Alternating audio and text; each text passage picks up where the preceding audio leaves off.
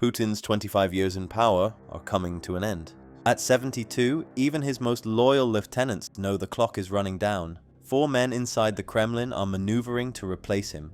But there is also a fifth scenario, one whispered only in intelligence briefings, that would mean no Kremlin succession at all, and a Russian state carved up by its neighbours. We'll get to that. For 200 years, Russia's leaders have risen and fallen through war, palace intrigue, and revolution.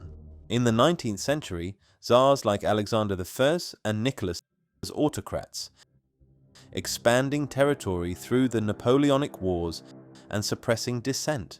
Reform came briefly under Alexander II, who freed the serfs in 1861, only to be assassinated. His successors, Alexander III and Nicholas II, resisted change until the First World War and the Bolshevik Revolution swept the monarchy away in 1917. Vladimir Lenin led the new Soviet state through civil war, succeeded after his death in 1924 by Joseph Stalin, whose dictatorship industrialized the country. Stalin's death in 1953 brought Nikita Khrushchev, later ousted in a party coup by Leonid Brezhnev. After Brezhnev's death in 1982, Yuri Andropov and Konstantin Chernenko ruled briefly before Mikhail Gorbachev's perestroika reforms presided over the Soviet collapse in 1991. In the Russian Federation, Boris Yeltsin weathered economic chaos before resigning in 1999, making Prime Minister Vladimir Putin acting president. Putin won the 2000 election and has ruled as president or prime minister ever since. History offers Moscow's elite a warning. In 1953, Stalin's sudden death sparked a 3-year struggle before Khrushchev prevailed.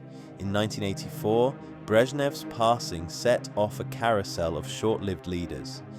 And in 1999, Yeltsin's choreographed resignation gave Putin the presidency overnight. As historian Richard Pipes put it, in Russia, power is not transferred, it is seized. Senior figures in the Security Council say the next seizure will be decided by a handful of men who control the army, the intelligence agencies, and the nuclear launch codes. Number 1, Dmitry Medvedev, the only living Russian besides Putin to have served as president.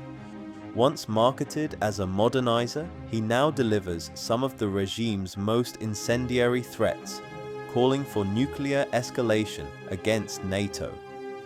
Tatiana Stanovaya says he exists to amplify Putin without ever eclipsing him. Loyal, but rarely lethal in a succession fight. Number 2, Sergei Shoigu. Defense minister for over a decade, he built his career as a crisis response minister and has deep ties in the officer corps. Mark Galeotti notes his genius is managing the generals, not winning the wars. His network is intact, but war setbacks and corruption allegations have made him a harder sell to the business elite. Number 3, Mikhail Mishustin, the Prime Minister. A tax technocrat turned head of government. His main advantage is constitutional. If Putin is incapacitated, he becomes acting president by law.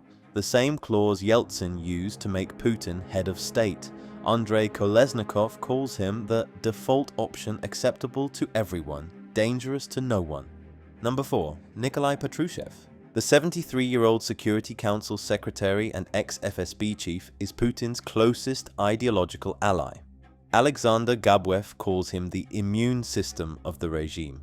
He thinks in KGB terms: infiltration, countermeasures, confrontation abroad. His problem, like Andropov, his hardline risks economic collapse and alienating technocrats who fear it. Former White House Russia advisor Fiona Hill says the Kremlin is a court without a crown prince. That instability is what makes the fifth scenario both plausible and dangerous. Western and Asian intelligence agencies have wargamed it since 2022. Russia loses in Ukraine, the center begins to fracture. In the south and far east, regional leaders declare autonomy. Beijing moves peacekeepers to secure its border and resource corridors. NATO deploys forces in former Russian territory west of the Urals to keep chaos from spilling into Europe. In this map, Moscow is no longer the uncontested capital of a continental empire. It is the largest city in a partitioned state. The president in this outcome is a foreign brokered caretaker, acceptable to China, tolerable to Washington, whose job is to keep nuclear weapons secured and borders frozen. Not a reformer, not a democrat, but a manager of dismemberment. Historian Timothy Snyder warns, post-imperial collapse is rarely peaceful.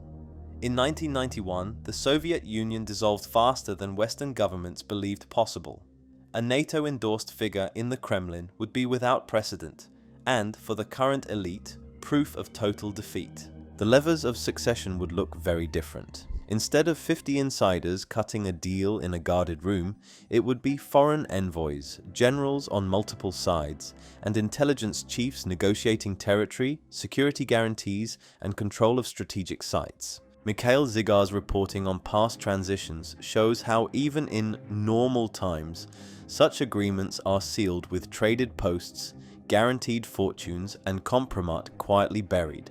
In this scenario, those trades could decide the shape and survival of the Russian state itself. The danger is the deal doesn't hold. In the 1990s, elite bargains collapsed and the economy spiraled. Today, a split between the army and the FSB could paralyze any caretaker regime.